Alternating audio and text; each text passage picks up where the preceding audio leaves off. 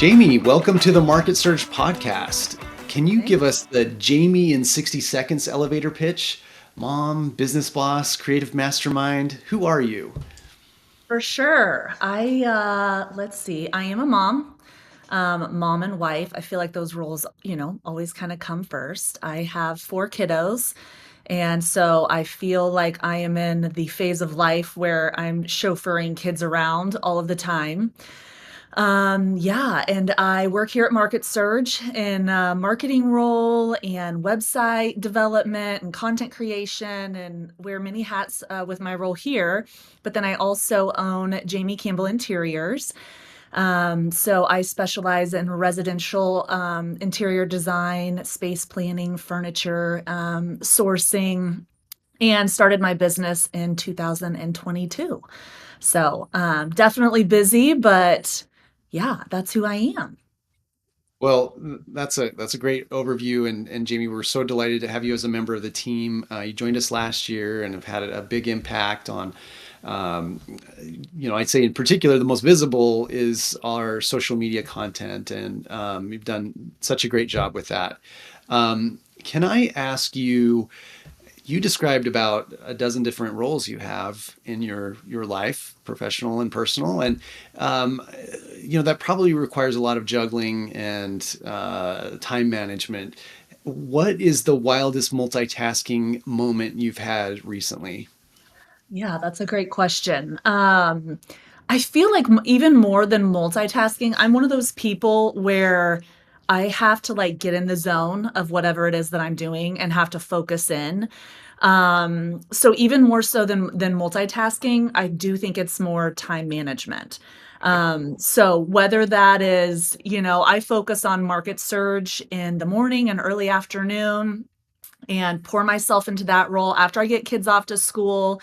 It is super helpful being able to work from home because I can start the dishwasher or throw in a load of laundry, when I take little breaks.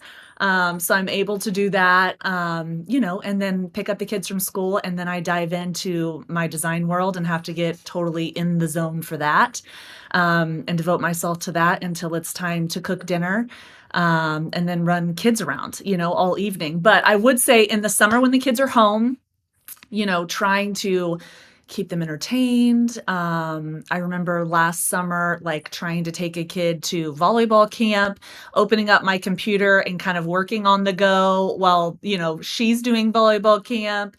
And, just like doing many things at one time and scheduling my day so that it's kind of planned. I do better with a plan where, okay, I'm going to work on this during this section of the day. Then I've got to run a kid to camp, or practice or whatever. And then I'm going to come back and then I'm going to focus on the next thing. So, it's multitasking, but I do think it's probably time management more than anything else, and just having some structure to my day. Well, that's great, and I think your time management and project management skills have been very noticeable. Those are things that I personally struggle with, and especially like seeing things through to completion. And so, your ability to do that has been really valuable for market search. Um, so let's talk a little bit about your business. And I find that fascinating that you have your interior design business. Tell me a little bit about that. How did it begin? Why did you decide that you wanted to be in business instead of just keep it as a hobby? Tell us a little bit about that. Yeah. So professionally, I have dual degrees, one in marketing and one in communications. And so professionally, that's what I had done. Not everybody ends up working in whatever they got a degree for. And I always felt like I was kind of one of those anomalies where I was actually doing what I got a degree for. And I love marketing and, professionally it was great. But then I felt called to stay home and raise babies when, I had several little ones at that time. And my husband and I decided that that was going to be best for a season. Um, Design has always been a part of me. I was the weird kid that my friends, if their desks were messy in elementary school, like if we had indoor recess, I wanted to go and organize their desk for them. My good friend Tara, whom you know, she was one Yeah. of those. She's super creative, but she was one of those. I'm like, Tara, let me organize your desk for you. Let me, put it back together and make it look good and all the things. So, despite always being in marketing and in the corporate world professionally, I helped friends and family with design projects and stuff on the side. I just had a natural eye for it. People knew it, but it was just kind of a hobby or something that I would help people out with. But my husband and I decided that we bought some acreage and we were going to build our own custom home. And I poured myself into, this. I was so excited, poured myself into the design where, I got to create every corner of my home. And it was so fun. I don't know if I'll ever do it again. I literally put blood, sweat, and tears into this house and building it, but it turned out great. And my builder, he would kind of tease me in the process, and he's like, I've never built a home that I have gotten so many calls from people seeing my sign in the yard as it was going up. And I've never gotten so many calls of people like wanting to buy it before it was even finished. And I feel like that just helped build my confidence. And I was like, I'm going to do this thing. I'm going to launch it. I'm going to put myself out there. I'm going to be vulnerable. It may not work, and that's okay. But I feel like I will regret it if I don't just kind of take that leap of faith. And so I did, and we're going into year 3, and it is growing every year. It takes time to build something from the ground up. I'd say 98% of my clients are all referrals. And that thrills me. I feel like that says something about my work. And, I've been learning as I go, but it's been a great thing and pushed me to get out of my comfort zone and all of that. So, I do come from a family of entrepreneurs. Oh, great. Yeah. My great grandfather started the first radio stations in the state of Kansas and Missouri. And then my grandpa took that over. And then my dad, that's what he has done his whole life, is run the radio stations that my great grandfather started. So, and then my dad has like opened up businesses in the cell phone world and an electronics store. And I feel like he's kind of the serial entrepreneur. But yeah, so I've always seen, you know, families start new businesses, work hard. I knew that in order for it to be successful, I was going to have to really be ready to work. And so I did it. I feel like, even though I maybe am not following in the family line of owning a radio station and that kind of thing, I've taken my spin on my maiden name, the McKinney entrepreneurship blood, and, by opening up my own business. So it's been a ride. It's been good. That's awesome. Well, obviously, design takes a real eye and a style. Can you tell us a little bit about how you develop that style, or do you have influences, people you look to for, an aesthetic angle? Yeah. I always get inspired by other designers, Okay. and honestly, even having the confidence to launch this business without a formal degree in it, Mhm. there are so many designers out there who have blown up and had so much success, and they did not have any formal training. Um, uh, yeah, so I feel like I get my inspiration from other designers. Pinterest is always great. Okay. So many of my clients, I work with a variety of design aesthetics and styles. And so I always tell my clients like, hey, do you have a Pinterest board? So, put that on my new client form and show me, what are you drawn to? Even if I'm working on a kitchen and it's a bedroom that you've pinned because you like the mood of it or the vibe or something, like I need that information. So Pinterest is great. I love coffee table books, Okay. design home, um, coffee table books. I love looking through those. I always get inspired, I feel like, when I travel, whether it's I go into a coffee shop and I love the tile on the bathroom floor, I'll take a picture of it and my husband's like, "What are you doing?" And I'm like, "Oh, I'm just gonna save this. I'm gonna save this for later. I'm gonna come back to it." And then nature. I, you know, I can go somewhere and take the colors, be inspired by the colors around me and take that back and incorporate it into a design. So I feel like there's inspiration everywhere. That's awesome. Now, a lot of this made me think of a question that I didn't give you in advance, so sorry if this throws you off. But a lot of professions like doctors, lawyers, they have their friends and family ask them for free advice, and I can only imagine that you probably get some of that. What kinds of questions are you asked, and um, do you have any like quick tips you'd give to somebody for free? Yeah, for sure. I get asked for advice all of the time, but I will say my family, my friends, my clients, they all understand that I have taken this from a hobby to trying to make it my living. And so I feel like they're pretty great about not abusing that. But I love like this is what I love. I love making beautiful spaces. And so it's such a natural thing for me to talk with people about anyway. And I love seeing the joy that people get from refreshing their home and it truly being the sanctuary that I feel like home should be. Um, but yeah, so the tips that I give, I tell people that one of the easiest places when designing a room is to find a rug. Find a rug that you love Okay. and use that as your starting point and build your design from there. Let that be the colors that you draw from. Art is another good one. That's a great starting point when you're going to be designing a space. Find that one piece that you love and let the design flow out from there. Help it to keep your colors in. Like if you're wanting a pillow, but the colors aren't in the rug, then you may love that pillow, but it's not right for that space. Um, I think that mixing in, a pop of greenery in every space, whether that's faux or real, is always a good thing. You want to bring nature inside. It helps a space just feel more organic and peaceful.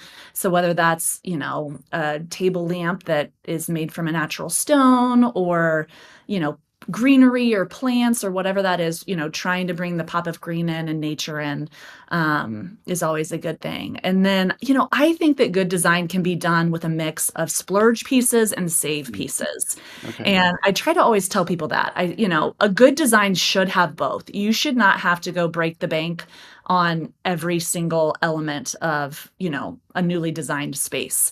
So my clients are surprised when oftentimes, my sourced spaces, they're going to have maybe like splurge on a sofa. If that's where your family is going to hang out, where you guys are going to be watching movies, you want a good quality sofa. You want it to have a performance fabric that's easy to clean, that you're not going to freak out if a kid spills something on it. But save on a light fixture. No one's, and I have seen people spend thousands and thousands of dollars on light fixtures. That's not something that you're gonna be touching. It's not gonna get a lot of wear and tear. Like, it's up there, and its job is to be beautiful and to give good light. So light fixtures can make a huge impact, but it's not one of those areas where you really have to blow the bank on. Okay. That's wow, that's a lot of good tips. And by the way, I am the opposite of design focused. And so I'm married to a woman that has a pretty good eye, and she kind of inserts herself into spaces. And this tree over my shoulder, that was a Liz thing. And That was a Liz touch. yeah, I know. Pop If it of were See, a pop of green. exactly, and if it were up to me, it'd probably be just a unfinished basement room here. But like a lot of these things you see, they are not to my credit. So Not your um, doing, it's good. It's good to have.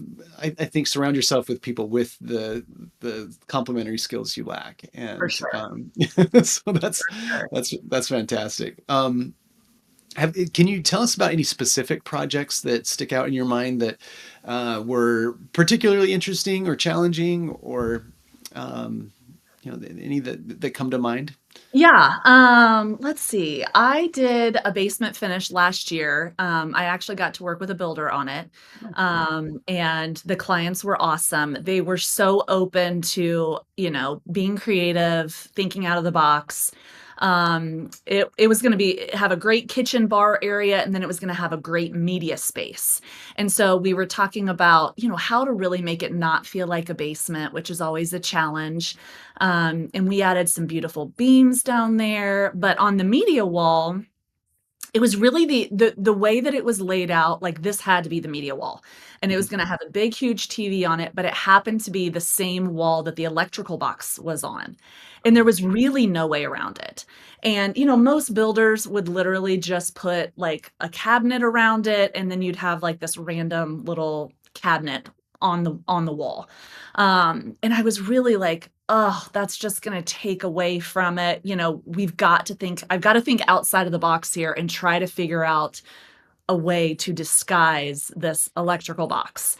And so we ended up going with a really cool, like reeded wood wall. And I was talking with a carpenter, and I'm like, okay, I think that we can build the wall out so that the wall is flush with the electrical box. Oh, And I think that we can use the reeded wood paneling that we're using and do it right over the electrical box so that there's still a door, but it's flush with the wall and it's hidden. And I was like, I think we're going to paint it black. And so I think that we can kind of disguise it and just have this hidden door. And he was totally on board, and he did his magic. Trim carpenters are artists. Like, mm, that is a true art. It is a skill. I totally appreciate it.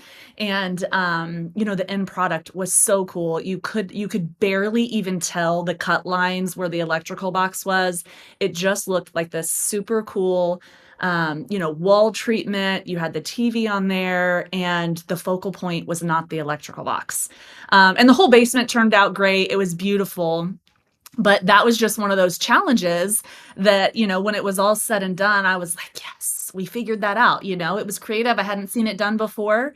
But, working together and coming together with the trim carpenter and my clients trusting me, which is always huge, we were able to give them a really, really cool finished product. So worked around that challenge. that's awesome.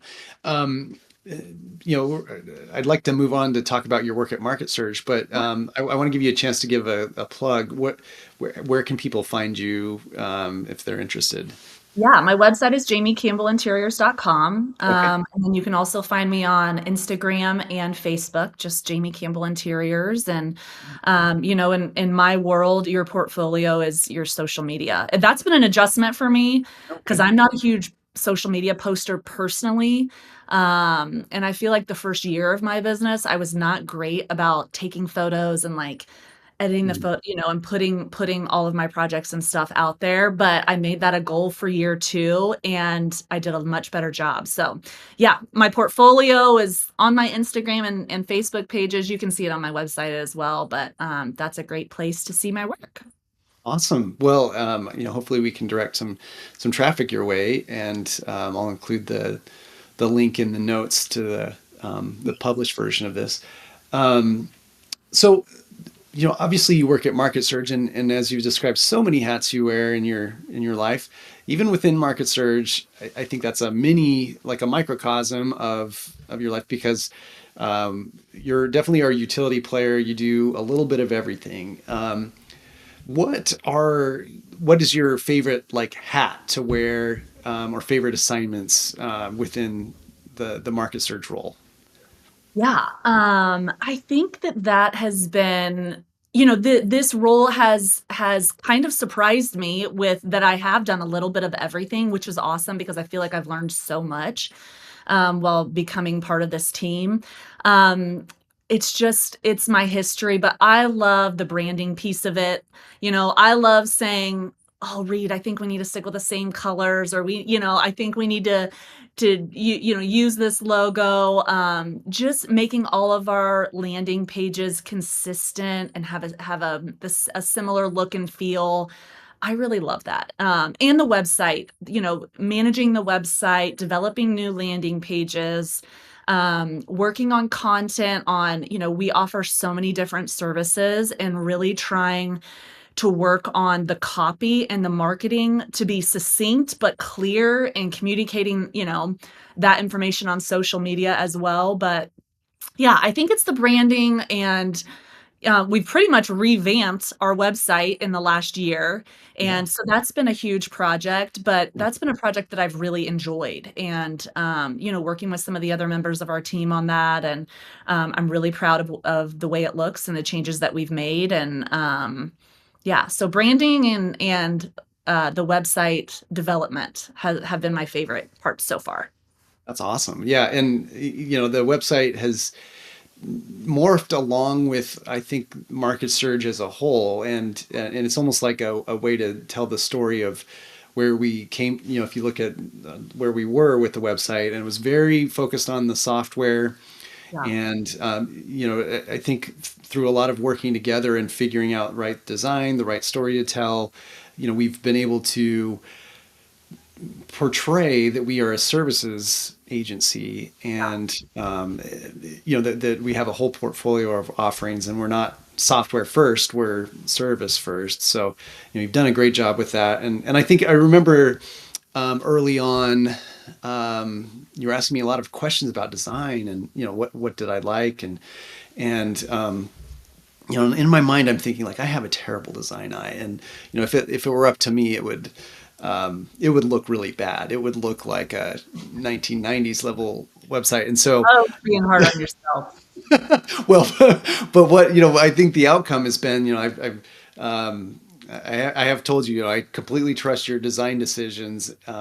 Let's talk about like the concepts, but, you've always done a great job implementing those, concepts into the graphics and the flow of the site, and it is interesting how it all comes together. I think we've done a few iterations of what we've wanted, and then so we've added services.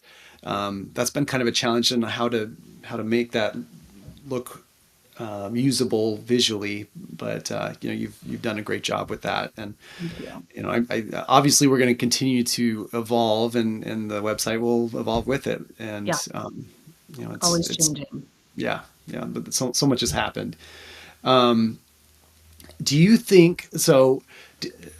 And it's totally okay if the answer is no, but do you think working at MarketSurge has helped your personal business, like your, Jami Campbell Interiors? Do you think that has, your work with us has impacted your work with Jami Campbell Interiors, like the way you think about marketing or anything like that? Absolutely. Oh, Absolutely. I feel like, and we haven't talked about this yet, but, there was that season where I stayed home, and, mhm.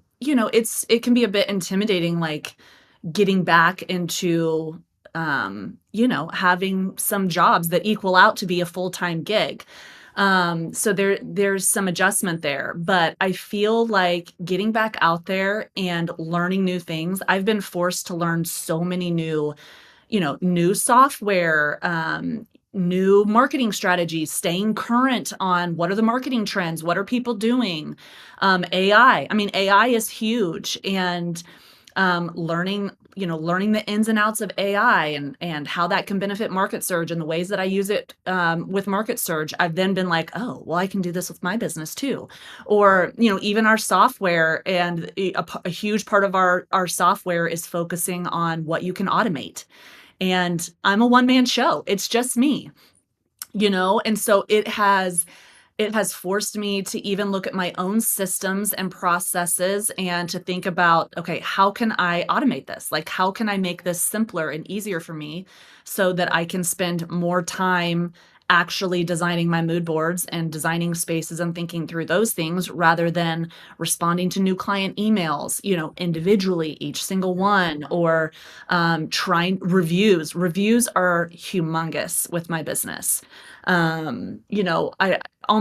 would say 90% of my clients, even if they're referred to me by a previous client, they're going to go and look at my Google reviews.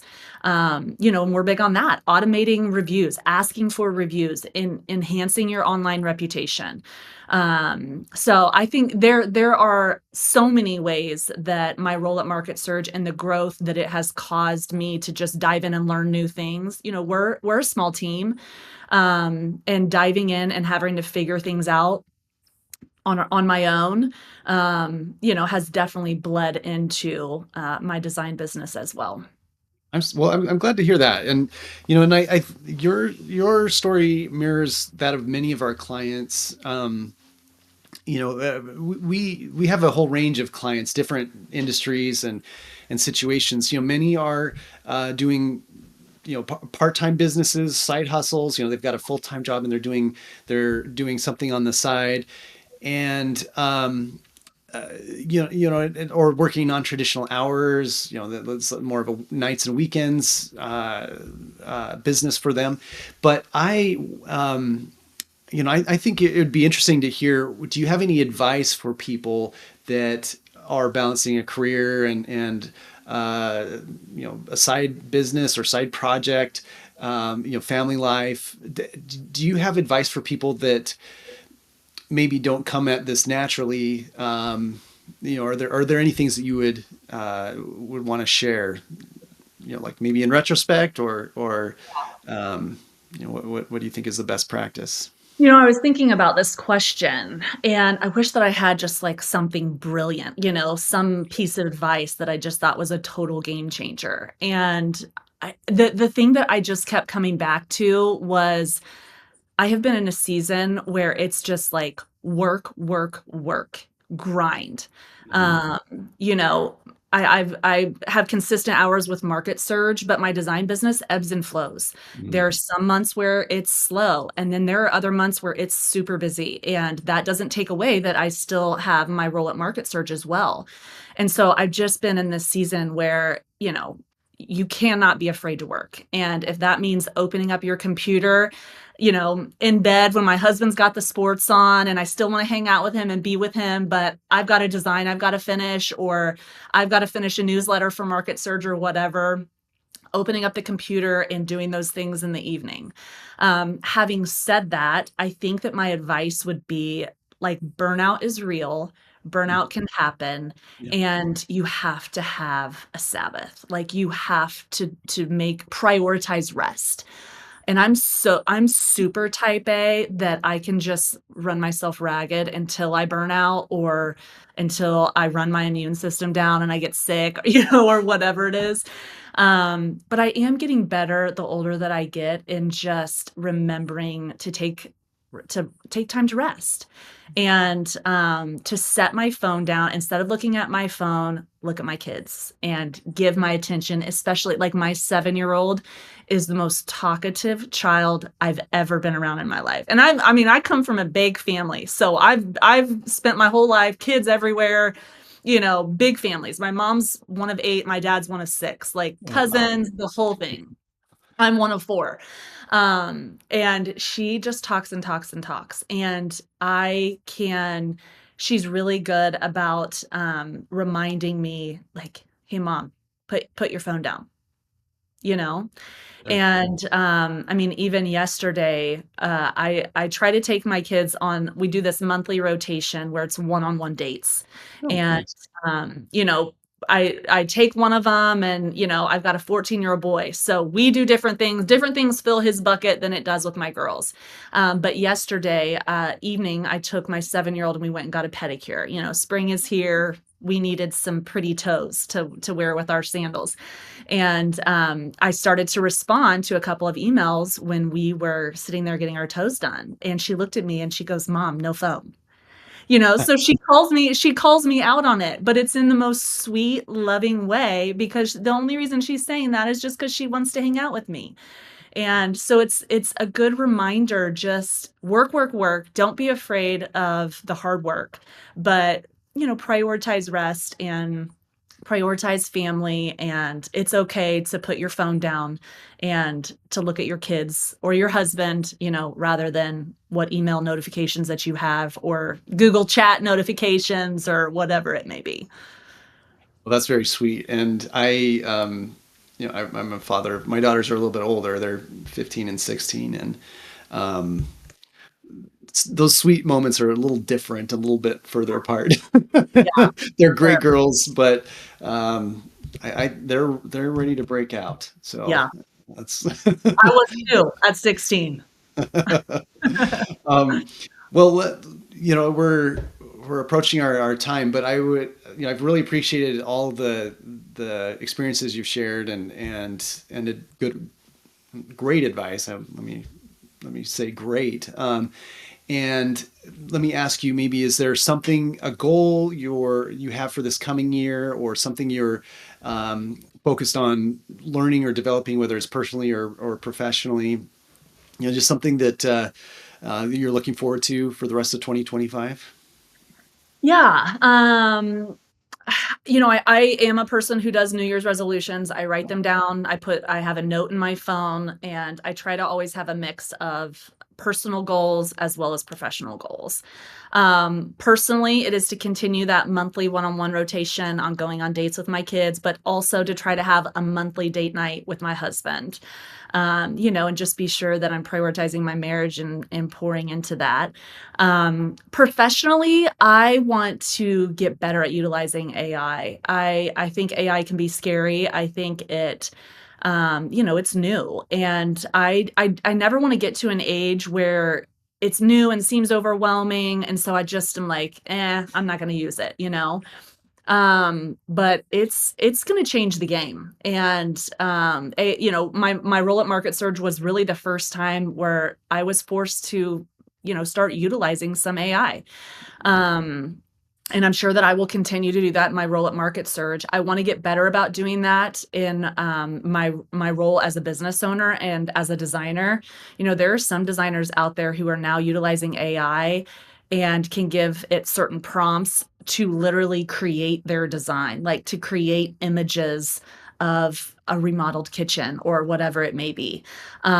So I think my goal, who knows if I'll, like, by the end of the year, if I'll be able to do like a full kitchen remodel AI rendering, but I at least want to just, still be making steps in getting more familiar with it and knowing how to utilize it and knowing, which different AI software things out there are the best, and what's up and coming. And it's going to be interesting to watch it improve, especially when it comes to graphics. I do feel like the graphics initially were not that great. The Yeah. hands that have like six fingers or whatever, or you can just Or spot text. an AI, yeah, Yeah. photo from a mile away. Yeah. But it's only going to keep getting better. And so I think that's my goal, just to continue to familiarize myself with it and figure out new ways to use it in both of my roles. Well, that is a great way to end things up. I obviously, we're big proponents of AI. It's done a lot for the business, and we're encouraging all of our clients to be very familiar with the new environment. It's changing daily. Every day there's some massive step forward. So good to be conversant in that. Jami, you are a tremendously valuable member of the team, and so glad that you had a few moments to, talk with us. And this, we're really looking forward to the future, and glad you're part of the team. So thanks So for much. talking today. Yeah, of course. Happy to.